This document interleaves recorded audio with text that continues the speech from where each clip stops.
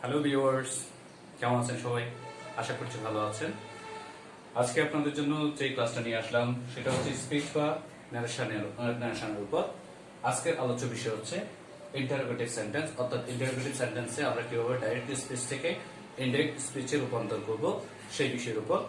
তাহলে আমরা শুরুতে দেখতে পাচ্ছি একটা সেন্টেন্স লেখা আছে বা বাক্য লেখা আছে বাংলাতে, যে বিষয়গুলো জানা আবশ্যক, অর্থাৎ জানতে হবে। না জানলে স্পিচ বা নারেশন আমরা করতে পারবো না, রূপান্তর করতে পারবো না ডাইরেক্ট স্পিচ থেকে ইনডাইরেক্ট স্পিচে।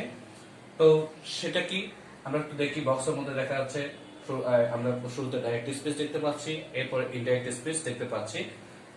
এখানে সেন্টেন্স সম্পর্কিত বিষয়গুলো তথ্য দেওয়া আছে, অর্থাৎ ডাইরেক্ট স্পিচে যদি অ্যাসার্টিভ সেন্টেন্স থাকে, ইনডাইরেক্ট স্পিচেও সেটা অ্যাসার্টিভ থাকে, অর্থাৎ অ্যাসার্টিভ সেন্টেন্সেই আমরা ইনডাইরেক্ট স্পিচ করি।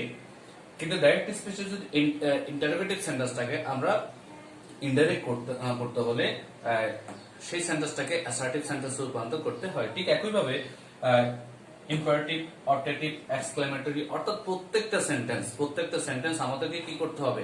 অ্যাসার্টিভে রূপান্তর করতে হবে। তা না হলে আমরা ইনডাইরেক্ট স্পিচে রূপান্তর করতে পারবো না।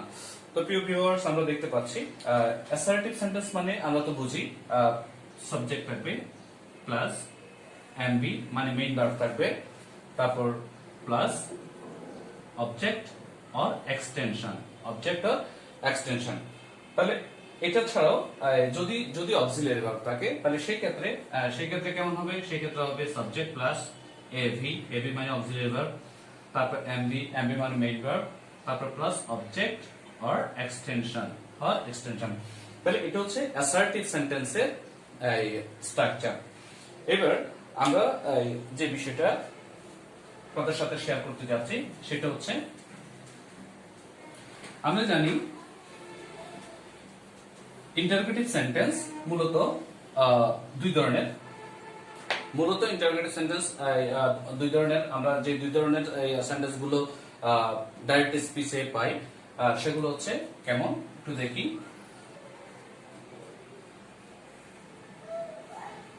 একটা হচ্ছে বিভার বা অক্সিলারি ভার্ব দ্বারা শুরু হয়। একটা হচ্ছে বিভার বা অক্সিলারি ভার্ব দ্বারা শুরু হয়, আর একটা হচ্ছে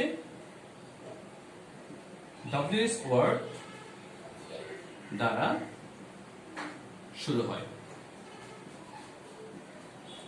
তাহলে প্রিয় ভিউয়ার্স, আমরা দেখতে পাচ্ছি ইন্টারোগেটিভ সেন্টেন্স মূলত আমরা ডাইরেক্ট স্পিচে এই দুই ধরনের ইন্টারোগেটিভ সেন্টেন্স দেখতে পাই। একটা হচ্ছে বিভার বা অক্সিলারি ভার্ব দ্বারা শুরু হবে, আর একটা হচ্ছে ডব্লিউএস ওয়ার্ড দ্বারা শুরু হবে। আর ডব্লিউএস ওয়ার্ড মানে আমরা তো জানি, ডব্লিউএস ওয়ার্ড মানে who, what, why, which, when, whose, etcetera.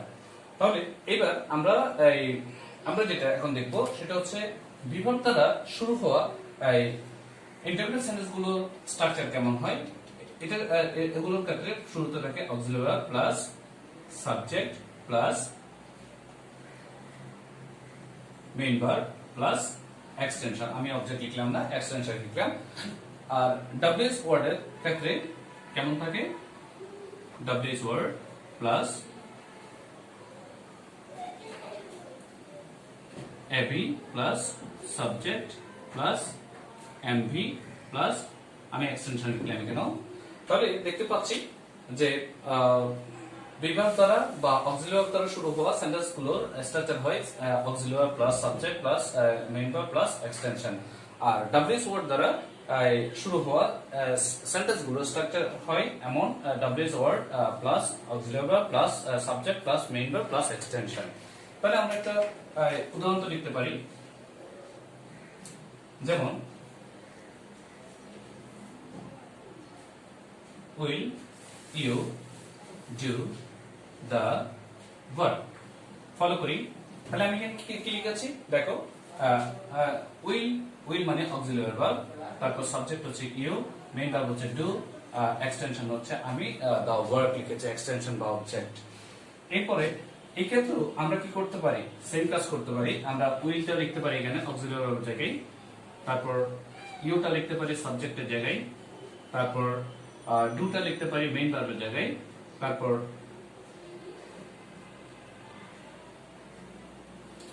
এরপরে এক্সটেনশনের জায়গায় দ্য ওয়ার্ক লিখতে পারি, দ্য ওয়ার্ক লিখতে পারি।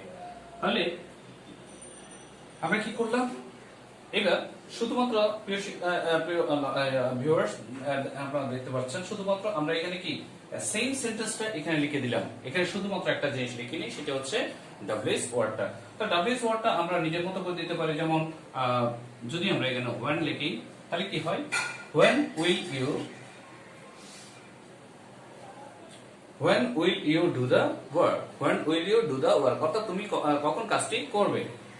আর যদি আমরা when না লিখে এখানে why লিখি, তাহলে কি হয়, why will you do the work, অর্থাৎ তুমি why will you do the work, অর্থাৎ তুমি কেন কাজটি করবে। আর যদি এখানে where লিখি, তাহলে তখন কি হয়, where will you do the work, মানে কোথায় তুমি কাজটি করবে। তাহলে আমরা দেখতে পাচ্ছি এখানে ডাব্লিউএস ওয়ার্ড গুলো আমরা বসালে আমরা কি এই সেন্টেন্স গুলোকে বিভিন্ন অর্থে খুঁজে পাই। এবার এই সেন্টেন্সটাও ইন্টারগ্রেটেড সেন্টেন্স, এই সেন্টেন্সটাও ইন্টারগ্রেটেড সেন্টেন্স। এখন এগুলোকে আমরা অ্যাসার্টিভ এ কিভাবে রূপান্তর করি। অ্যাসার্টিভ রূপান্তর করার সময় আমরা জানি প্রথমে সাবজেক্টটা সামনে নিয়ে আসবো, তাহলে you will do the work. আমরা কি করেছি, শুধুমাত্র অক্সিলারি ভার্বটা কি করেছি, সাবজেক্টের পরে নিয়ে গেছি, আর সাবজেক্টটা আগে নিয়ে আসছে। তাহলে কি হয়ে গেল, you will do the work, অর্থাৎ তুমি কাজটি করবে। এরপরে এখানেও যদি আমরা একইভাবে, যেহেতু হায়ার লেখা আছে, আমরা হায়ার লিখি, সমস্যা নেই।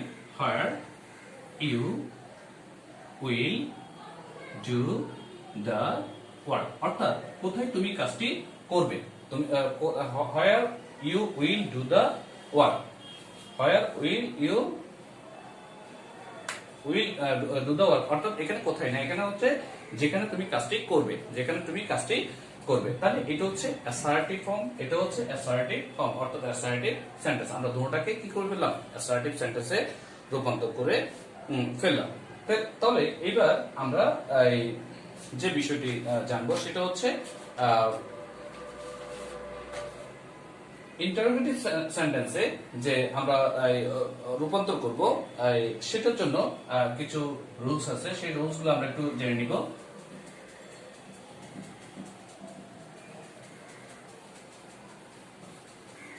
রুলসের মধ্যে কি পড়ে, যেমন প্রথমে আমরা নাম্বার 1 রিপোর্টিং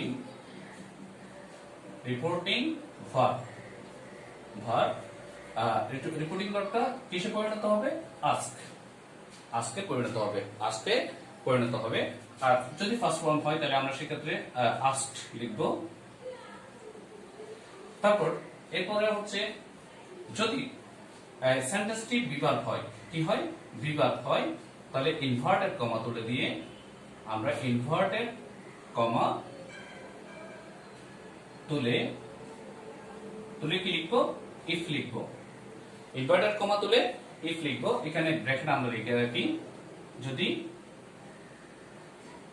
এভি দ্বারা শুরু হয়। আমি শুরুতে লিখেছিলাম, আমরা বলেছিলাম আমরা ইন্টারগ্রেটেড সেন্টেন্সের দুই ধরনের সেন্টেন্স পাই, ডাইরেক্ট থেকে ইনডাইরেক্ট করার জন্য।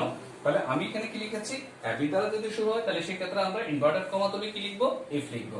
এরপরে ইনভার্টেড কমা তুলে আমরা ডাব্লিউএস ওয়ার্ড লিখবো, যখন ডাব্লিউএস ওয়ার্ড দ্বারা কি হবে, শুরু হবে, ডাব্লিউএস ওয়ার্ড দ্বারা শুরু হবে। তাহলে আমাদের মোটামুটি যে নিয়মগুলো ইন্টারগ্রেটেড সেন্টেন্সে ডাইরেক্ট স্পিচ থেকে ইনডাইরেক্ট স্পিচ রূপান্তরের জন্য আমরা মোটামুটি নিয়মগুলো পেয়ে গেছি। এবার আমরা এক্সাম্পলে চলে যাব। যেমন ডাইরেক্টে লেখা আছে, সোমা said to me, কি লিখলাম, will you help me। তাহলে আমরা দেখতে পাচ্ছি সোমা said to me, অর্থাৎ সোমা আমাকে বলেছিল, will you help me, তাহলে তুমি কি আমাকে সাহায্য করবে। তাহলে সেক্ষেত্রে আমরা ইনডাইরেক্ট করার সময় কিছুক্ষণ আগে আমি কিভাবে অ্যাসার্টিভ করতে হয় ইন্টারভিউ সেন্টেন্স গুলো আমি তোমাদেরকে দেখিয়ে দিয়েছিলাম। তাহলে প্রথমে লিখবো সোমা asked me। সোমা আমাকে জিজ্ঞেস করেছিল যেহেতু অক্সিলারি ভার্ব দ্বারা শুরু হয়েছে তাহলে অবশ্যই আমরা ইনভার্টেড কমা তুলে ইফ লিখবো। ইফ এরপর হচ্ছে সাবজেক্ট শুরুতে, তাহলে ইফ যদি সেকেন্ড পারসন থাকে, আমরা জানি যদি রিপোর্টেড স্পিচের সাবজেক্ট সেকেন্ড পারসন থাকে, আমরা পারসন পরিবর্তনের নিয়মের মধ্যে শিখিয়েছিলাম যদি রিপোর্টেড স্পিচের সাবজেক্ট সেকেন্ড পারসন থাকে তাহলে সেটা পরিবর্তিত হবে রিপোর্টিং ভার্বের অবজেক্ট অনুযায়ী। তাহলে যেহেতু এখানে মি আছে সুতরাং এখানে আই হবে।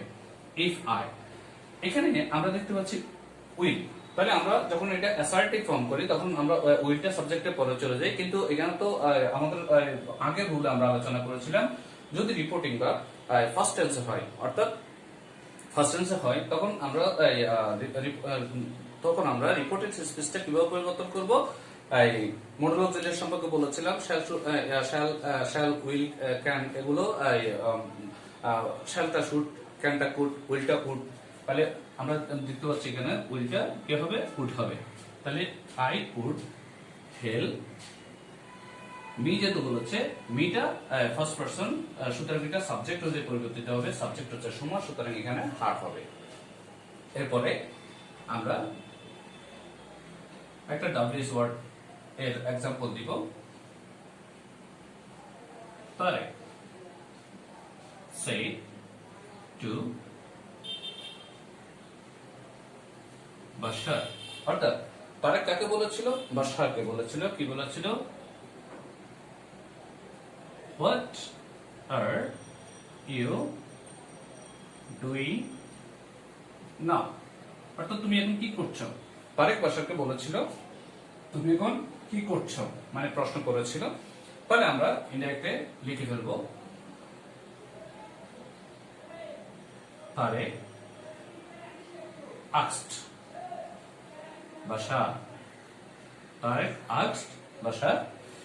এখানে আমরা বলেছিলাম ডাব্লিউএস ওয়ার্ড দ্বারা যদি সেন্টেন্সটি শুরু হয় অবশ্যই এখানে আমরা কি লিখবো না, ইফ লিখবো না, ইনভার্টেড কমা তুলে ডাব্লিউএস ওয়ার্ডটা লিখে দিব। তাহলে হোয়াট লিখে ফেললাম, হোয়াট। তারপর হচ্ছে সাবজেক্ট, সাবজেক্ট হচ্ছে ইউ মানে সেকেন্ড পারসন, তাহলে এটা অবজেক্ট হচ্ছে, অবজেক্ট হচ্ছে বাশার, তাহলে হোয়াট হি। তারপর এরপর হচ্ছে আর এর ফার্স্ট হচ্ছে ওয়াজ, তাহলে হোয়াট হি ওয়াজ। তারপর ভার্বের সাথে ভার্ব যেটা আছে ডুইং, নাউটা দেনা করে দিতে হবে, নাউটা দেনা করে। তাহলে আমরা কি পেয়ে গেলাম, ইনডাইরেক্ট স্পিচে তারেক asked বাশার, তারেক বাশারকে জিজ্ঞেস করেছিল হোয়াট হি ওয়াজ ডুইং, অর্থাৎ সে কি করছিল। তো প্রিয় শিক্ষার্থী, আমরা আশা করছি যে ইন্টারভিউ সেন্টেন্স কিভাবে পরিবর্তন করতে হয় সেটা এর মধ্যে তোমরা বুঝে গেছো।